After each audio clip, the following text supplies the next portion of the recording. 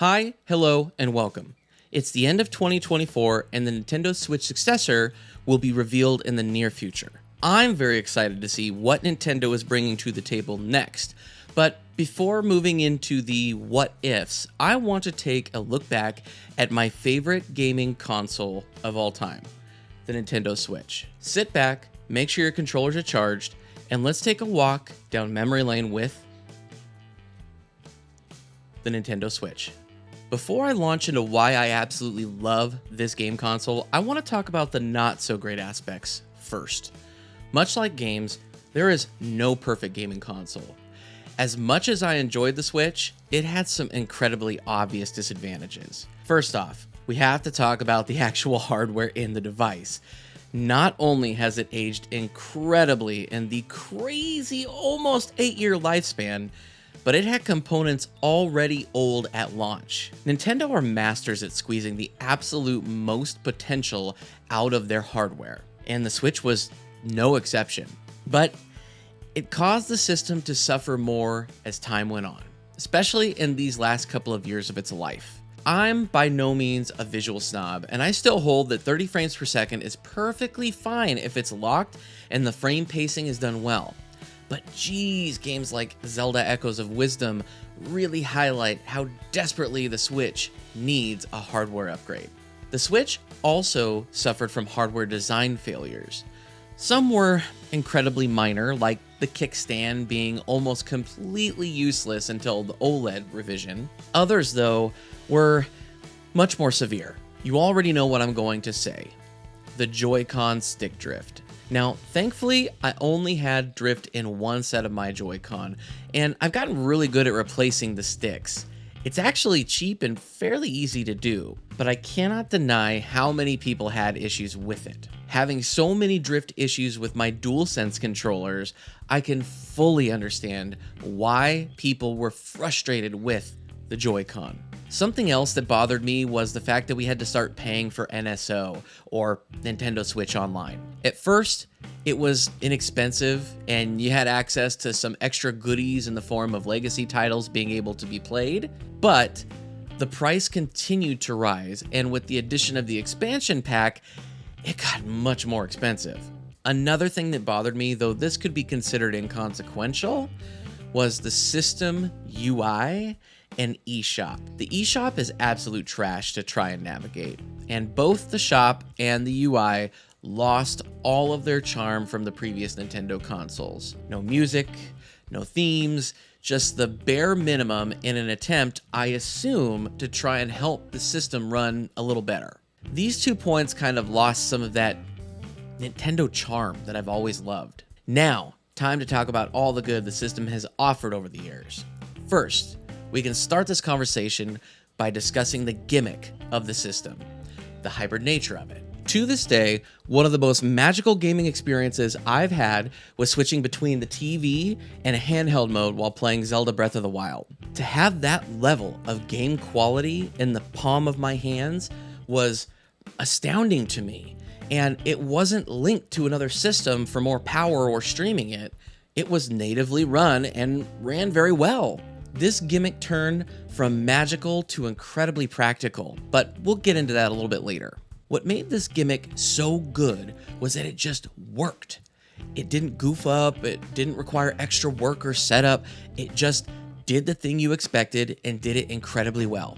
Gimmick aside, the other thing that propelled the Switch up my list of favorite gaming consoles were the games, and specifically that first year. At launch, it was a bit worrisome. There were not a ton of big hitters that released in those first couple of months.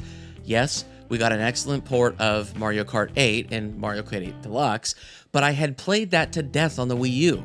Sure, there were smaller games, and it was really carried by those indie developers, honestly. Also, Zelda may have been one of the biggest games ever to launch with, but it was really the only one for months. Then, the floodgates opened.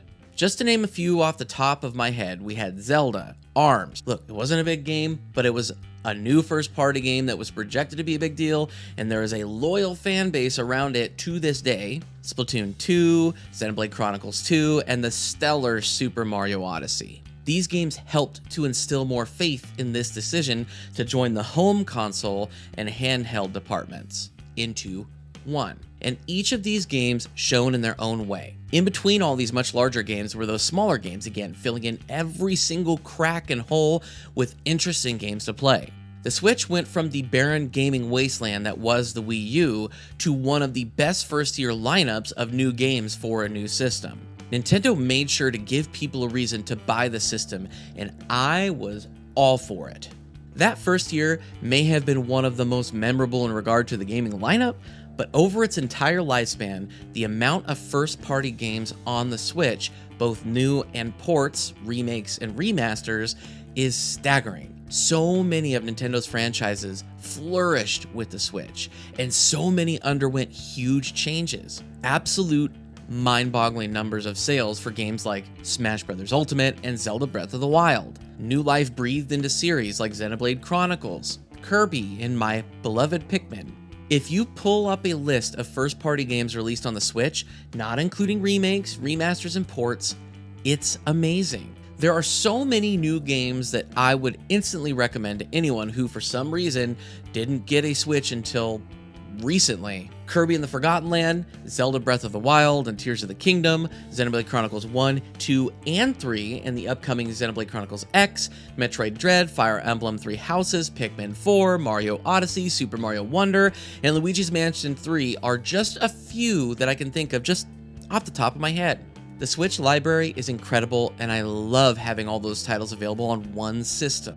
With Nintendo recently announcing that Switch games will carry over to the successor, this makes it even more valuable. Speaking of games, though aspects of it are detrimental to the system, I can now recommend NSO and the expansion pack.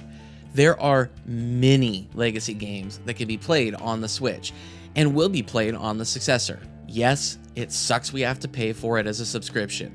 And yes, there are still many titles that need to be added. But being able to get my Zelda fix with both the newer and older games, remakes, remasters, all that, including these classics, is just absolutely wonderful for me. Between games made for the Switch and these classics on NSO, there is so much to play in such a wide variety of genres. Now, this will sound odd, but part of the charm of this system, for me, was the underdog feeling. It was always a treat for me to see what the next impossible port would be. Seeing games like Witcher 3 and Doom 2016 were so interesting to me. I'm not advocating that every game needs to be limited by hardware or be on this hardware.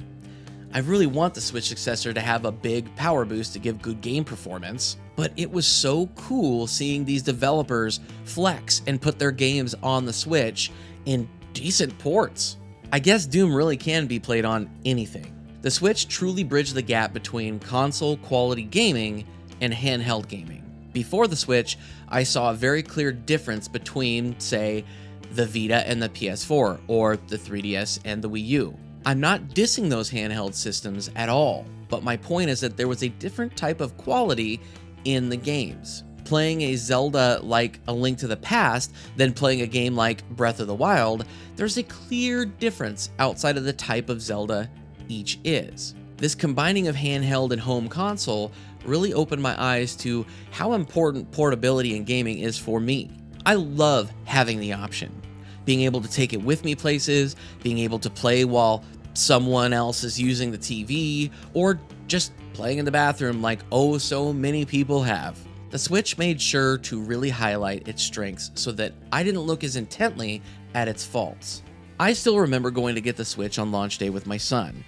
It was the first game console I had bought at launch, and I didn't regret it one bit. Being able to witness this risky move by Nintendo turn into the behemoth that is the Switch has been truly intriguing and cool to see. The Switch may not be my favorite system for the rest of my life, but for now, any gaming console after has a lot to do to even compete with it in my book. What do you think of the Nintendo Switch? Are you a fan? Are you a hater? Are you somewhere in between? This is my favorite console, but it's not everybody's favorite console. Let me know what your favorite gaming console has been up until 2024. Thanks for watching all the way to the end. I hope you have a wonderful day, wonderful week, wonderful month, wonderful rest of the year. Until next time, bye.